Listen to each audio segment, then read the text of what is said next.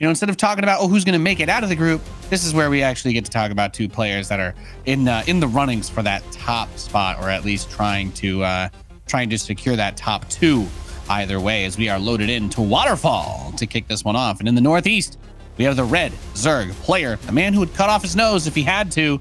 He's Elazer.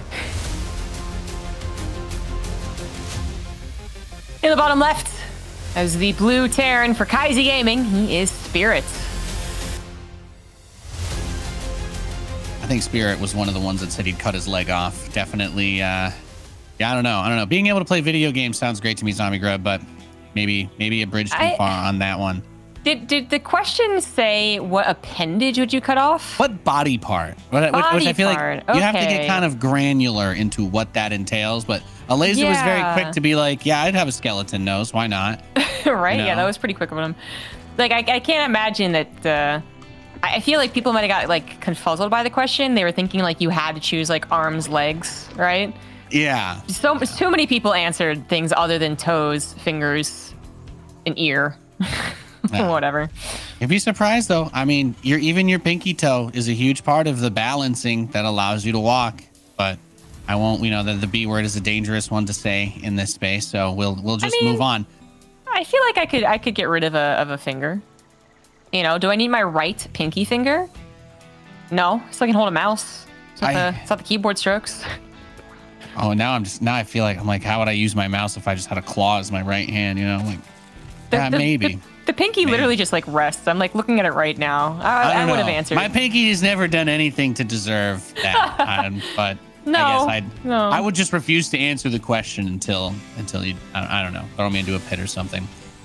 Command Center first out of Spirit though, with a double gas follow-up. So he's playing for money. I feel like this is not super surprising. We know that he loves to play those long games, dragging it out, getting lots of planetaries, lots of command centers, and even the occasional cheeky ghost or two or 20. Yeah, very, very late game. I mean, Spirit's adapted a little bit, especially in TVP. I think we've seen him do more proxies than really ever before. But for TVZ, yeah, I think he still kind of situates on a 2-base setup, 3-base quickly, maybe every once in a while a proxy 2 racks, or I was going to say a Hellbat build, but actually, it's the last time I saw a Hellbat build. They don't say as many TVZs as we used to for the Protoss. I can tell you exactly what we've seen from the PvPs. Yeah. The TVZs, a little less so.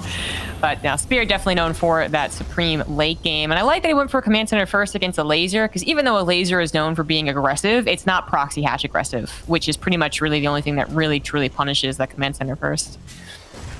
And even then, the Command Center first build is one of the odd strengths of it is that your Command Center finishes very quickly. So you don't usually have the opportunity to do too much other than delay them being able to mine there if you do go for the early lings. So you kind of have to gamble a little bit, and that's not what happened in this game. So Hellions get booted up.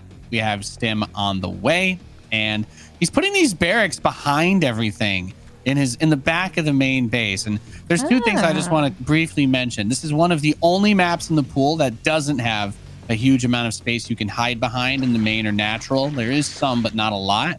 And he might want Elazer to think that he's doing something else if he were to send an Overlord in from the front, because there's not many other places to try and get that info. So if he just saw, what the main base mostly looks like, he'd think, oh, this could be a battlecruiser rush. He could have a 3rd command center going up and be doing something mechanical related, but he doesn't know. No, he doesn't. And he's not trying to scout anyway, so the fake out wouldn't do anything otherwise. Yeah, there's a couple of things at play here. I love the points that you mentioned, just adding on to those points, right? It's going to be a 2-base attack, guys. So first of all, like he's faking that he's going to just kind of do like a normal thing, but it's a 2-base attack. Other ways that there's a fake going on, and the downsides of Elazer's playstyle is that Elazer usually has only one Overlord, as far as I remember. He typically doesn't like suicide it, actually. Like, I would say Elazer's mid-game scouting, like early to mid-game, let's say, it's a little risky. Like, he knows what he's looking for, but it's a little risky how he does it. And then what you can pick up on sometimes for the 2-base attack versus fast 3rd CC is the amount of supply depots at the front, which is something that Elazer sees, right, with the Overlord. Well, there actually was kind of a delay on the supply depots that kind of made it look like it could have been a fast 3rd CC. Now a bunch of them are going down, which I don't know if he's paying that close attention anymore, but that might be sus. But initially, noticeable lack of supply depots. So definitely some question marks for Elazer. He saw a third gas, but I mean, that could even dictate like third CC like, mech, right? Like that's not necessarily going to point towards a 2-base 5 racks all in. Yeah, the first thing the Lings saw when it did get to go in was that gas being taken in the natural. So a whole lot of funky things.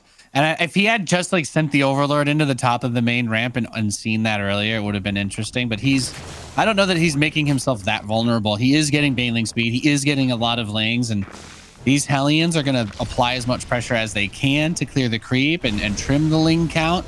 But I don't think that Elazer is going to get like caught off like, oh no, he doesn't have Banelings or Baneling speed. He thought it was something else and he just built Queens, but not the case. Not the case. Dude, I absolutely love this from Spirit. The only thing that I think was a little bit of a tell was maybe the supply depots, but he even showed a certain number of Marines and 1 tank before actually moving out. Like this is literally the last second that Elazer could really figure it out, which I think is pretty cool. It might not matter because I feel like Elazer is still setting up for something. Like he didn't just like skip Banelings or something like that, right? So he could still hold, but Spirit really tried his best to make this the latest possible scout to a guy who doesn't actually usually get into that main base anyways. Yeah, and it is a lot of units with 2 tanks.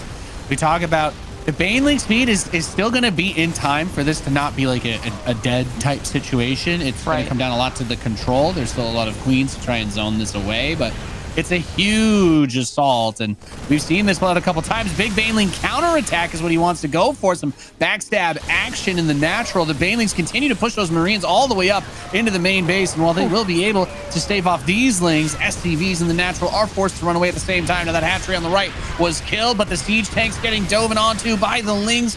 Plenty of Banes still there, and Elazer secured the northwest expansion, so he actually still has 4 bases. All he needs to do is survive, hang in there, and swallow these next couple of attacks. And this is still a dangerous spot because he's only just now getting that 1-1 for the Zerglings, and it's going to take a little bit of time for that to catch up. But oh, is he going to get the reinforcements in the middle of the map? Getting that tank would be a really nice pickup.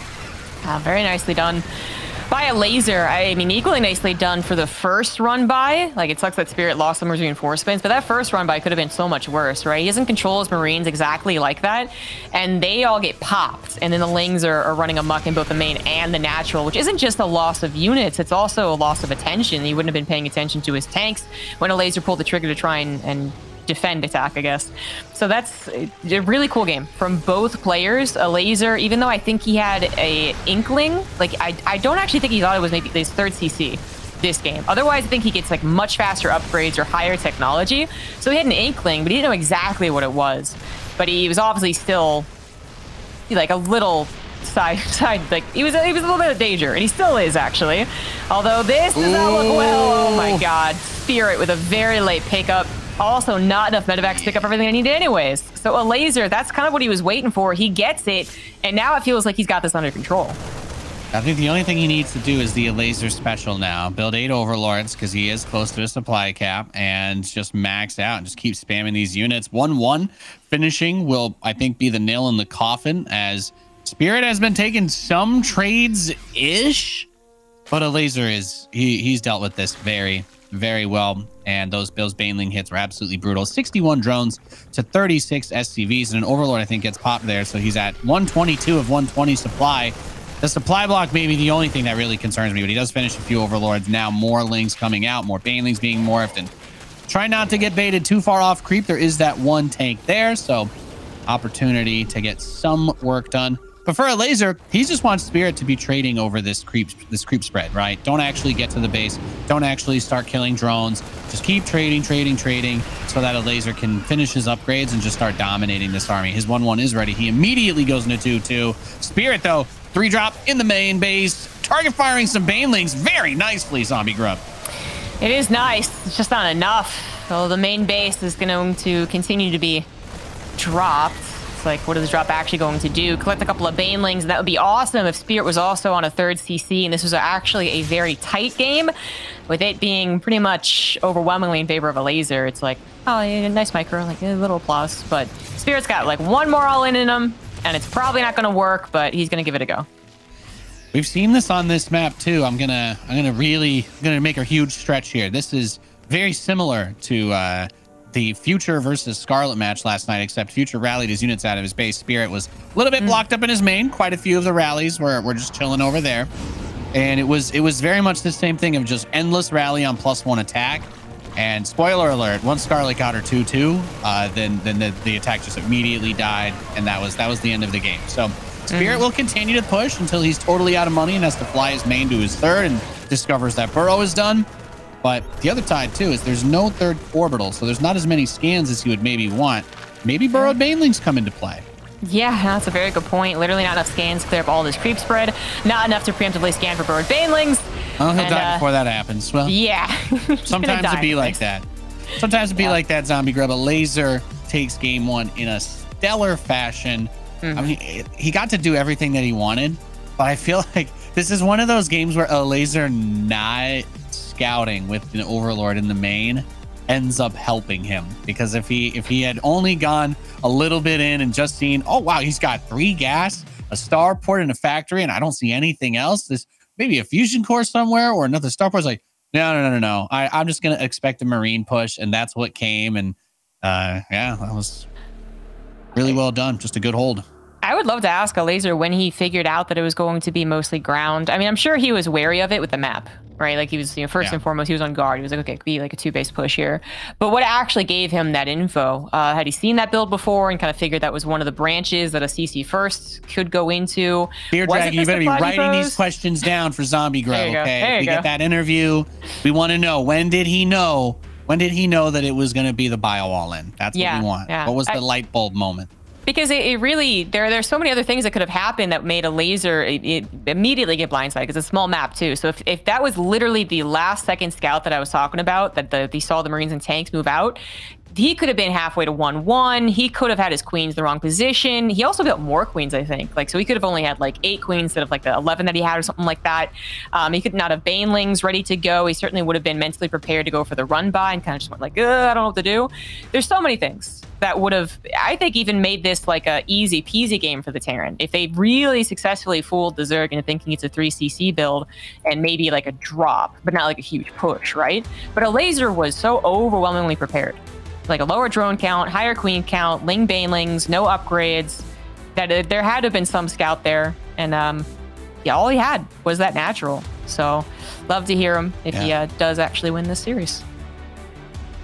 Indeed, Zombie Grubbin. I think we probably will have time if this game is as short as the last one we had, then cruising through some of these matches today. And we are loaded in to Data C. On the right side, he's the Red Zerg player, representing Team Liquid, Elazer.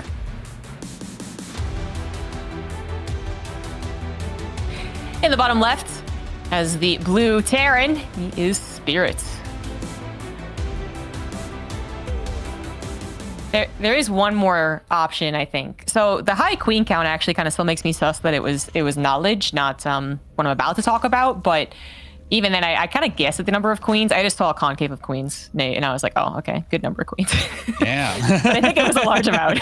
If you have enough queens to make a concave, you've got a good number of queens. Exactly. But anyways, but the other thing it could have been, I suppose, and again, Elazer could definitely be the person to tell us, is that he might have been prepping to be offensive in that fashion anyways, right? This could have been a coincidental build order choice, where Elazer was like, I'm actually not going to go for particularly fast upgrades. I'm not going to go for like 90 drones immediately. I'm going to actually power up on a huge number of Ling Baneling with relatively fast bane speed, and I'm going to run by this guy as soon as he moves out with literally anything. Literally anything, That's the way to do it. Only a 2-tank push, I'm going to do it. And instead, it was like this perfect situation where he was just prepped for what is really a committed all-in, not just a little like, how you doing? So that is another option. Yeah, I think that's a really good point too. And I like that Spirit for this game, by the way. He just goes straight up into the extra barracks. He's not going to be playing around or trying to do any sort of mind games about it. He just wants to get to that 2-1-1 setup off the command center first, is what it appears to be.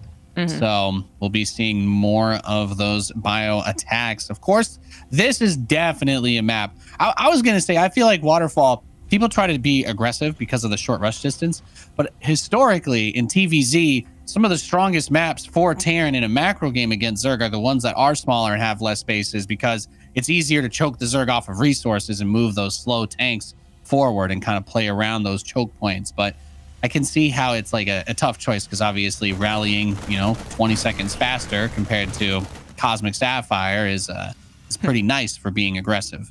Yeah, for sure. Lazer's early Ling attack on the other side of the map, obviously doesn't do very much. There are Marines available. What it saw was a certain number of Marines, right? So it didn't see the reactor, didn't see the barracks without a reactor. Actually, it wasn't done yet. It just saw 3 Marines. Fairly sure it saw 3 Marines, and that alone, pretty sure that tells you it's 2 barracks.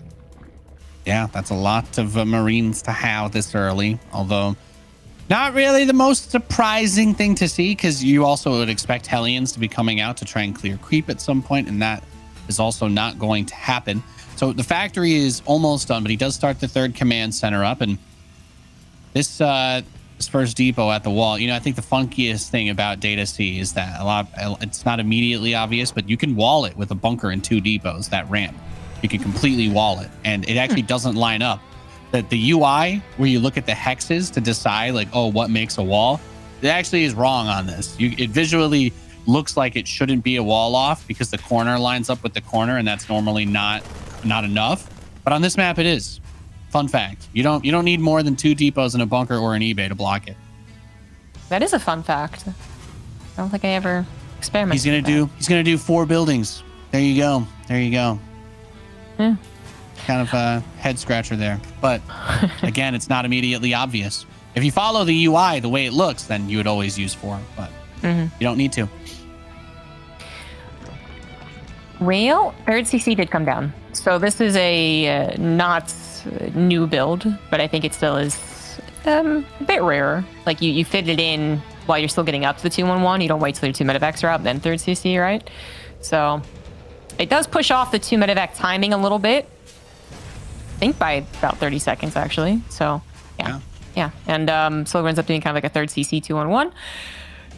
But you obviously aren't as committed to doing a bunch of damage early on. There is the 2nd confirmation on the 2-on-1 presence, right? As you were saying, Hellions was already a big tell. Top of everything else. Next up, Elazer will want to see it's a 3rd CC, which he has a Ling doing exactly that and being a bother, because of course.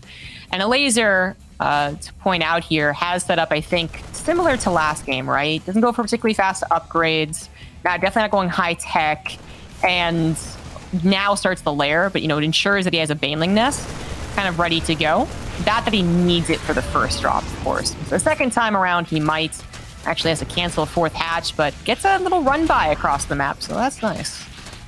Yeah, and this pressure on the 3rd base is always really good, because obviously the Terran just wants to be able to do their thing and focus on macroing and microing on the other side.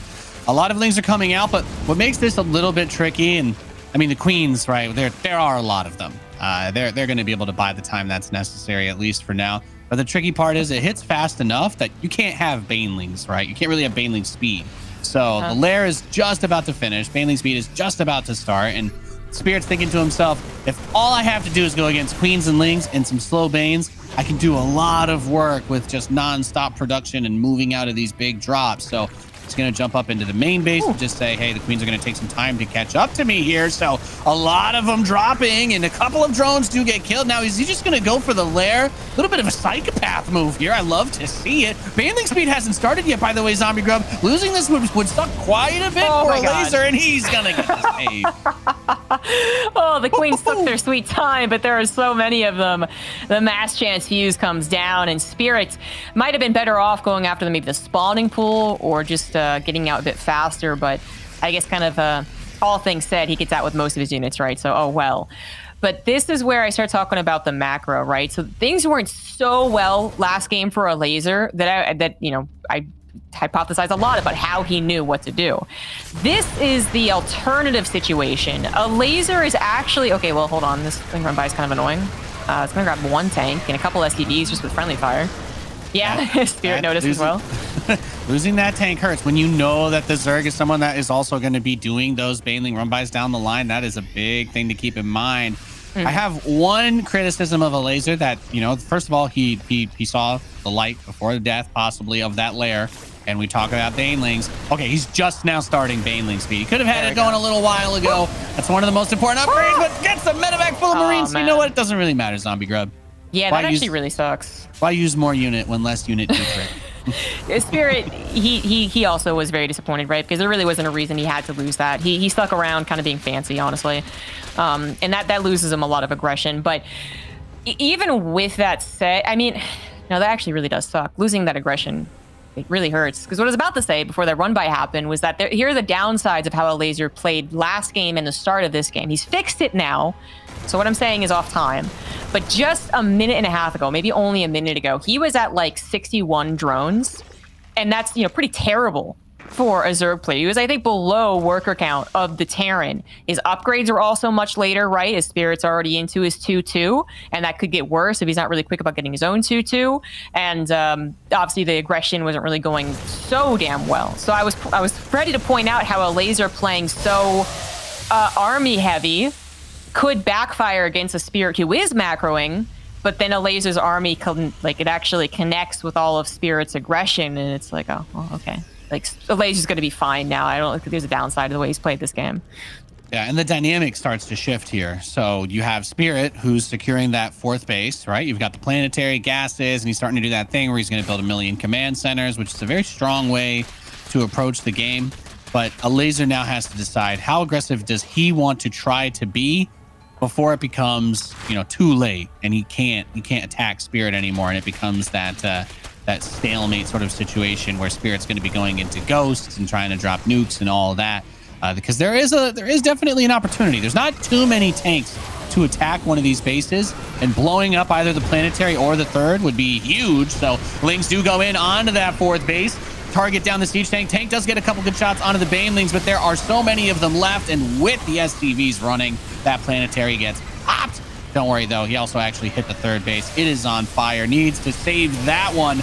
Don't let the Banes get close to that. And Elazer just masterfully understanding the very small window that he had. Once you've got like 4 tanks on each of those, then it becomes really hard to make that bust when that 2-2 is done for the bio. But literally could not have picked a better moment to make this strike. And that's just, you know, him recognizing, hey, you might be done attacking me, but I still have a lot of units. Yeah.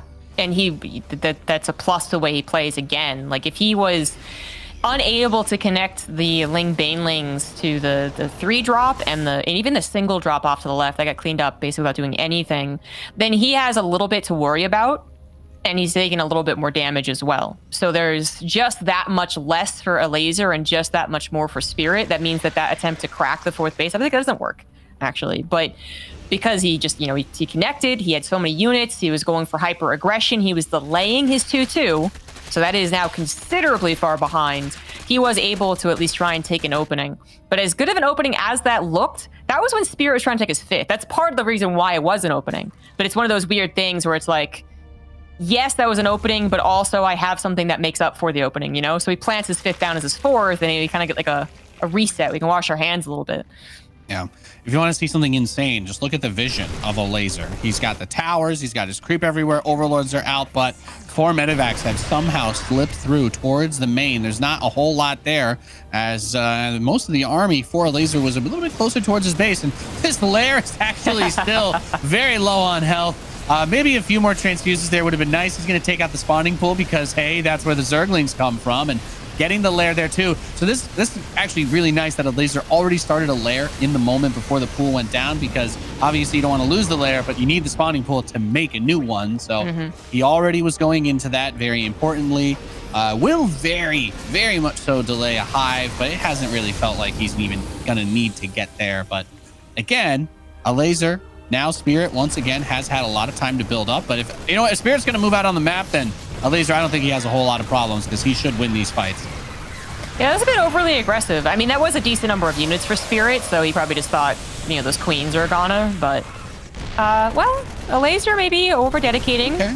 He sent a lot of units back for the drop. He sent a lot of units back for the drops. A lot of his Zerglings. So those Banes were not able to connect as they didn't have the buffer. And Spirit is doing the best thing that Terran can in this position when you know the Zerg isn't playing with mutas. They're not getting any air. There's nothing to really answer the drops other than flying into queens. So he's trying to make Elazer play that game of whack-a-mole, but he's got those 4 bases. The 5th is blocked by a Ling, and Elazer is on 1, 2, 3, 4, 5, 6, 7, 8. He's got 8 hatcheries on the map. Well, 8 that are at mineral lines anyway. Yeah, that's a lot.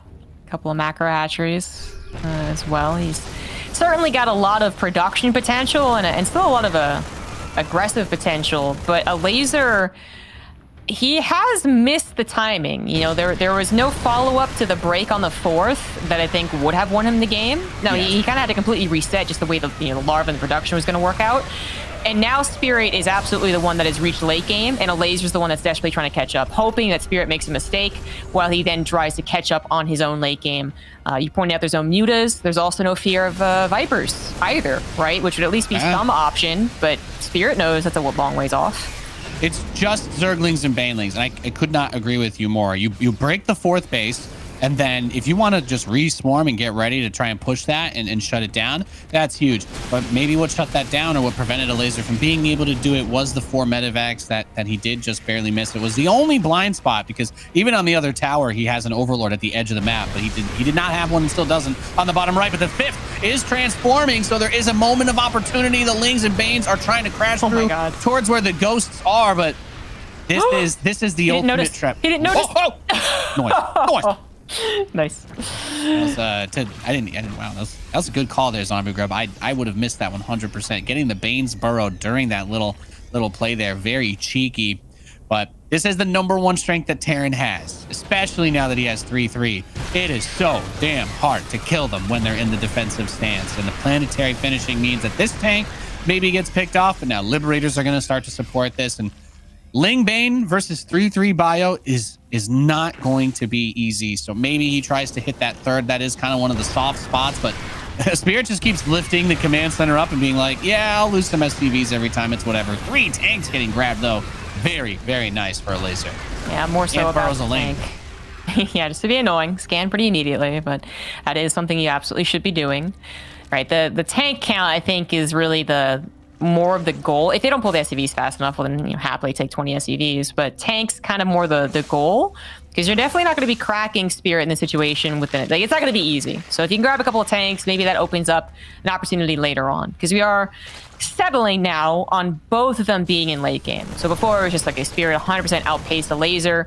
Now it's like, okay, they're both kind of getting to that same spot, and we can talk at length about why some Zergs break Terrans in this position and others do not. And, some of that has to rely on which Terran we're talking about. Spirit versus Maru, right? Both of them pretty good at defending, but maybe Maru considered better. But now we have so much time to do so. Because Elazer is going to keep trying to crack this nut, but it's almost guaranteed that no one battle will do it, right?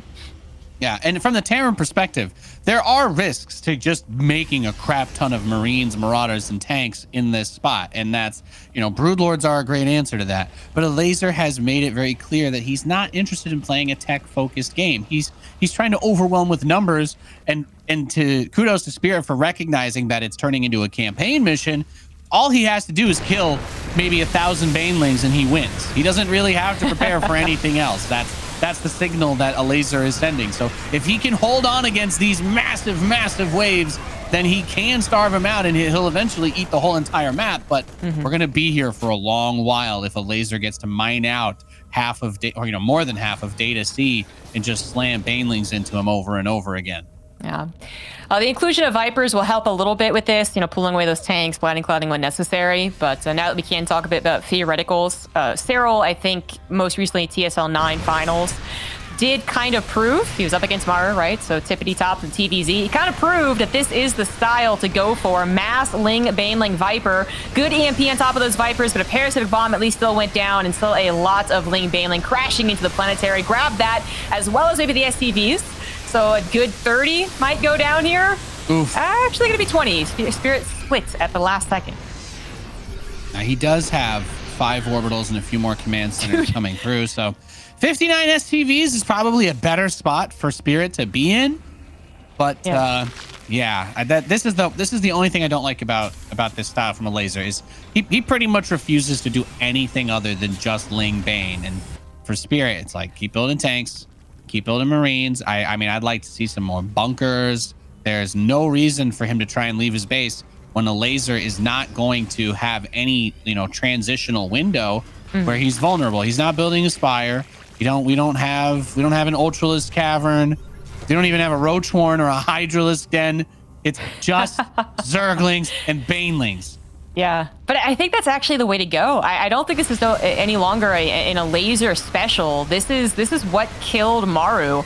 Oh, and a surround like this is absolutely beautiful. Yes, the pickup is available, but that means there's nothing there to protect anything else, right? The planetary protected by one tank. That one tank protected by the wall, which I thought was really cool. I wanted to point that out, but it's dead now. That was cute. And then the Marines are like, they're going to unload, but that really wasn't effective of an engagement. So, yeah, this is why it was going to work. That's why I believed in it. Is this a rare situation where we then go back to like, 1980s and we get Pult like 3 factory Widow Mine strategy and maybe just put like 30 Widow Mines in a giant like matrix around the edge of the base and just let the Lings and Banes try to split forever into it? I think so, I don't actually. know. Yeah, I think the inclusion of Widow Mines, I mean, first of all, that's a very different take on the engagement for the Zerg, right? They have to be wary. Yeah. So I think that actually is something that could be looked into. I'm not going to say what is right because I don't think we've had a Terran. TSL 9 was like a month ago, right? It's not been that long. I don't think we've had one that's really been up against this and it wasn't, losing because of other reasons or winning because of other reasons.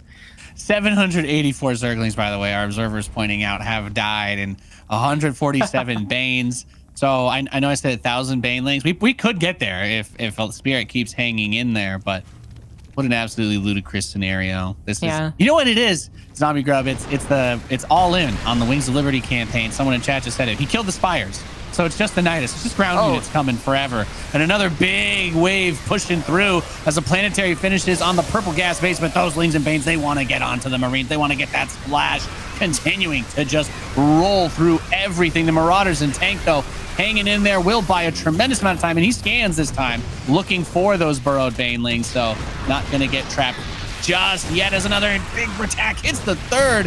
And we've passed over 900 Zerglings have died. What an absolutely nasty resources loss we've had in this game. Picks up the drop, he's going to pull back. Elazer has lost 49,000 resources to Spirit's 36,000. But he's also probably outmined him by a factor of like maybe 2 times. So, ooh. Yeah, that's pretty much exactly right. Yeah, there's I mean, a couple of things to note. Like, yeah, maybe Widow Mines would be included. Sometimes I think Maru, I'm going to harken back to that a lot because it's very similar to that game. But sometimes Maru would have his tanks 2 spread, which I think did happen to Spirit here. You saw at one point on the camera that suddenly like 8 tanks kind of appeared. They were rallied into the right side, and you're like, where were they? Well, they were everywhere, basically. Like, the tank count wasn't bad, but they were everywhere. So you didn't have 6 tanks firing away on a clump of Banelings. You had a lot of mini scenarios going on. So I think that was one of the weaknesses, but Spirit tried to fix it. He did send all of his splash over, or most of his splash, I should say. And even then, it wasn't quite enough. And why that's the case, I'd have to look back again, honestly. But point is, now it's like, Spirit might have been broken. He might have lost a little bit too much, because even though Elazer's kind of broke, we still have 81 drones. There's still plenty of minerals to mine. Yeah, I love to make this joke because it's very accurate, but Terrans do love to bash their head into a wall. And despite the fact that that's kind of what Elazer is doing in this game, what usually beats Terran is trying to make a deliberate counter to the massive units attacking you. Marines can be good. They're clearly being overwhelmed. I'm like, had Spirit tried to mix something in, like even maybe some Blue Flame Hellions or the Widow Mines, but we've been seeing the same engagement happen over and over and over, with just slowly, increasingly diminishing returns from Spirit's side, because it doesn't matter to Elazer. He has all the money in the world. Spirit hasn't moved across the map with anything since like the 3-base mid-game phase. So we're also over 1,000 Lings dead in this game. So if you got a firework, shoot it off into the air. Not quite at 1,000 Banelings yet. We're going to need to pump those numbers up. Those are rookie numbers. Only 200 Banelings. Very, very mid result there. I like the 28 tanks. You don't see that too often. It's a feisty number. Still 8 on the field. That's actually not that impressive. They are kind of in cool positions, but now we have some of the abducts. Is it an infester? Sneaking in. It's burrowed. I don't know if it's going to do anything, but it looks cool. It doesn't have neural, so. Oh, would have loved it, though. Would have loved it. Damn. Oh, he noticed as well. Starts now he's starting. this like you put the Halloween track. It's like, oh well, we gotta, guys, just put it on hold. Just put it on hold. Okay. If that infestor sits there the entire time until it's done, I'll consider that an achievement as well. Okay. Yeah, we'll pay attention. Yeah. Infestor Watch 2022 is we got you guys. That's so much less concerning than, you know, Political Watch 2022. Yes, exactly. I'd much prefer that. Still there. No missile turrets. There's the drop. Yep. He has to drop outside of his own main because that's how close the lasers expanded to him, and the hatchery is dead. But he's like, I've got so much money. I'm just going to throw some dollar bills on it, take it back immediately. He's like, I've got this base. I'm not even mining off of it. That's how well I'm doing right now. This is just an insurance policy. As more banelings blow up on that southeast expansion, and Spirit's income, I mean, he's muled the crap out of everything because he had all those orbitals. His main is dry, natural's dry, third is dry, and that fourth is starting to look a little bit sparse. But you know what, Zombie Grub? I've got that update for you. The infestor is still there. Neural Parasite is done. And I have a feeling that this was the most calculated of all time. Another infestor is coming in from the flank. So there it is. One neural on the tank from below, another from the left side. And that is going to take a lot of firepower away from Spirit. He scans to try and get his tank back, but it's a little bit too late as he gets overrun by a tremendous number of Lingbane once again. The Overseer's also flying into this, styling on him, dropping a bunch of their own Marines. And he cleans it up, sure, but at what cost? Yeah, exactly. Sub 50 minerals, struggling to get more than that. I don't know if he's repairing something, but this Laser still has plenty of bank. He might have to give up this base because Spirit does very much correctly jump on it. But he actually, if he can't even get this base. Okay, he grabs it, but he's going to lose the tanks, not properly protected. Fungal goes down before the EMP actually hits. And that means that these units, well, they might have to be picked up. They are capable of being picked up, or once again in that situation where they're floating, they're flying, they're not attacking, they're not defending, not doing anything. And Spirit is going to tap out. GG, baby. GG. GG.